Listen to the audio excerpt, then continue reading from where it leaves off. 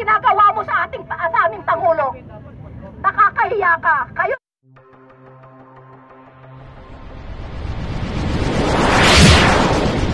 Trumpang Ilonggo. Please subscribe And like and share. wala ko dutae, no kayo. Ano ba? Dapat lang ho para managot, dapat managot. Yung mga nagdaang administrasyon, umaga makikita mo ng patayan. Drag war na sinasabi. Sino nagpapapatay nun? Sino ang nasa likod nito? Hindi ba si Duterte? Bakit ngayong nag-PBBM ang lalaki mga drug lord ang nakuhuli nila? Walang patayan nangyayari. Ako sinasabi nila ngayon, maraming patayan. Hindi kami bulag. Hindi bulag ang taong bayan. Alam ang mga nangyayari at kilala namin ang mga Marcos. Tumanda na kami sa tigil Marcos loyalist. Alam namin ang kamukay nila. Alam namin kung ano-ano nila. Kaya kahit anong paninira ang gagawin nila sa Marcos, hindi nila magigibay ito. Hindi nila mababago. Ipaglalaban namin ito kahit senior na kami. Lalabas at lalabas ko kami. Kasi hindi na tama. Kung gusto niya irespeto muna niya sarili niya. Pero dapat kayang papasukin ang ICC. Kasi hindi na tama. Para manahimik na tayo matapos ang paggugulo ng mga Duterte. Sobra na. Kaya ito bang gusto niyo maging Pangulo ulit? Si Sara Duterte? Pagdating ng 2018 po, kaya gusto na nilang paupuin agad para ma-absuelto si Tandang Duterte sa kanya mga ginawa. Hindi ko papayag doon. Huwag po tayong papayag mga kababayan. Mag-isip-isip po tayo, gamitin mo natin ito at saka ibulat mo natin ang mga mata natin. Huwag po natin gamitin ang pera-pera lamang. Para sa ating bayan, suportahan natin ang ating Pangulo at ang WSP. Dapat ipaglaban natin ito, atin pa ito. Kaya kami nananawagan, mga loyalista, magsilabas po kayo lahat. Ipaglaban at suportahan natin ang ating Pangulo. Ipaglaban natin ang katahimikan at kapayapaan ng ating bansa para sa ating mga anak-anak, mga apo-apo, para sa mga darating henerasyon. Huwag po tayong papayag na papasok muli ang Duterte sa ating lipunan. Ang alam nyo na, ang ginawa ng Duterte, isipin mo, binenta niya tayo, gagawin tayong probinsya ng China. Papayag po ba kayo nun?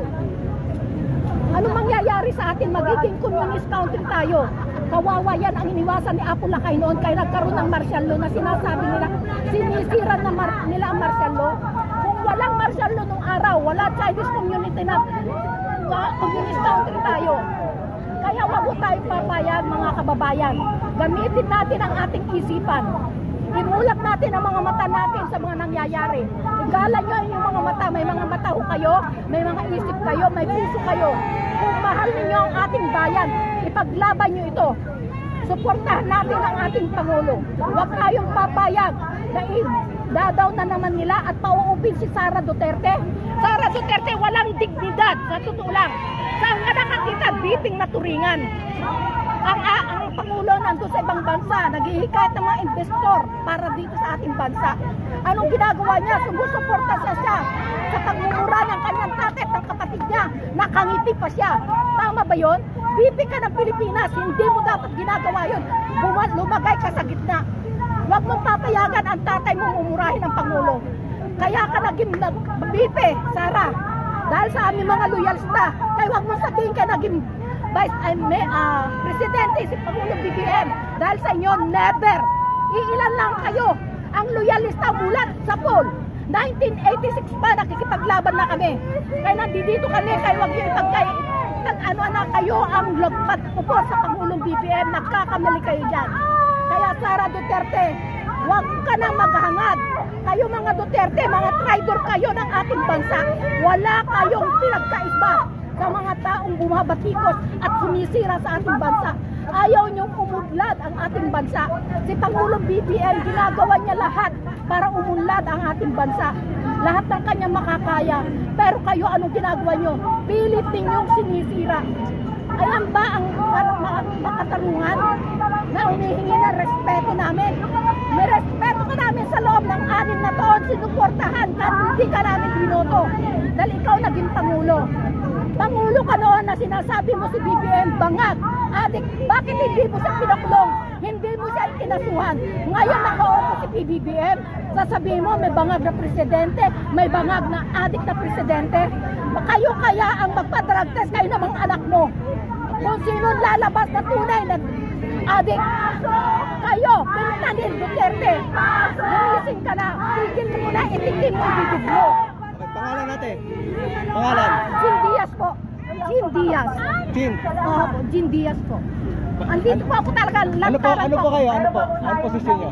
Admit po kami sa Soknet. Opo. Salamat. Thank you po. Tama ho ba to? Yung makatarungan ang ginagawa niya sa 6 taon niyang paglilingkod. Nirespeto natin siya, sinuportahan. Tapos itong gagawin niya, sabi ng mga DDS, irespeto raw si Duterte. Karespeto ba yung ginagawa niya? Sa mga rally nila sinasabi na peace rally. Asan ang peace rally dyan? Kuno prayer rally. Pero pagdating nun, mura dito, mura doon ang natatanggap ng ating Pangulo. Tama ba yun? Kung anong mga binabato nilang akusasyon sa kanya. Pero tayo mga loyalista, alam natin kung ano ang Marcos. Mula sa 1986, lumalaban na tayo. Hanggang ngayon, kahit ng mga senior na kami, lumabas kami muli at nabuhay ang aming dugo. Dahil sa iyo, Duterte, hindi kami papayag sa ginagawa mo sa aming Pangulo. Nakakahiya ka. Kayong Duterte family, hindi na kayo dapat pumasok sa ating lipunan. Traitor kayo, salot kayo ng ating bansa. Anay kayo na dapat kayong walisin. Itaboy. Hindi kayo karapat-dapat. Ayan po ba, gusto ninyo maging presidente muli ang Duterte? Anong gagawin sa ating bansa? Anong mangyayari sa ating bansa? Ito ang pagtitipon-tipon natin to para sa ating bansa, para protektahan ang ating Pangulo, para manatili siya sa kanyang upuan. Ang Pangulo, ginagawa niya lahat ng kanyang magagawa upang maipaunlad ang ating bansa. Pero mga iba nagbubulag-bulagan na kunyari wala silang nadaramang pagbabago. Gamitin po nyo ang mga mata ninyo at mga isip ninyo. Huwag po pera-pera. Pag nasuhulang kayo ng kunting halaga, wala na, babaliktad na kayo. Huwag po natin pairalin dito ang pera-pera. Ang ating pairalin, ang pagmamahal sa ating bansa, sa ating Pangulo. Dapat po yan ang iano natin. Kaya, panawagan sa inyo lahat, no more Duterte 28. Pakiusap lang ho. At saka yung ICC, dapat yung papasukin dito para managot ang dapat managot sa mga ginawa ni Duterte nung kanyang administrasyon.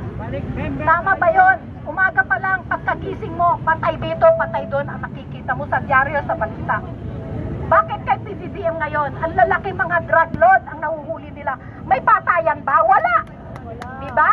Yun na lang, gamitin yung isip ninyo. Asaan ang katarungan sa mga namatayan?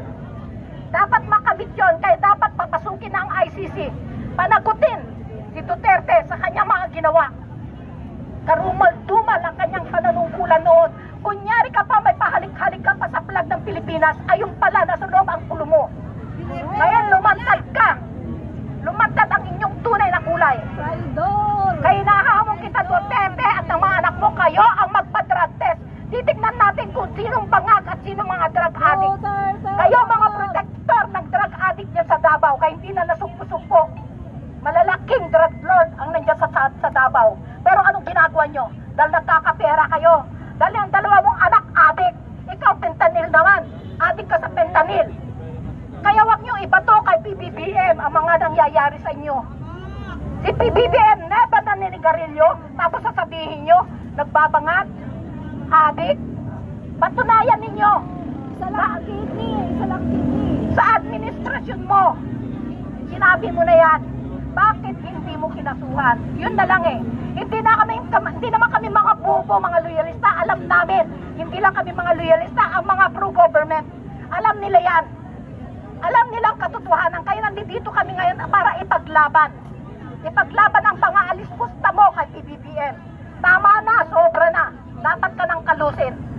Sumusobra ka na. Pero hindi ka nakatikim sa amin ng mura, Duterte. Sa kabila ng pagmumura mo sa ating Pangulo, hindi ka nakatikim sa amin ng mura. Batikos lang kami. Salita lang, pero walang mura. Dahil ang mga loyalista, may puso, baka Diyos, matalino, hindi basta-basta pumapatol. Pagkos, sinisuwalat lang namin ang mga nasa loob namin. Kaya, natin ang West Philippine Sea. amin, ang West Philippine Sea. Ipaglaban natin to. Sa kanila Dahil natakot yung iba, magkagera daw, kasi ganyan. Magdasal lang tayo, may awan Diyos. Kung kayo talaga maka-Diyos, hindi makapera. Pero kung kayo makapera, wala. Diyan kayo kat sa tutatain nyo.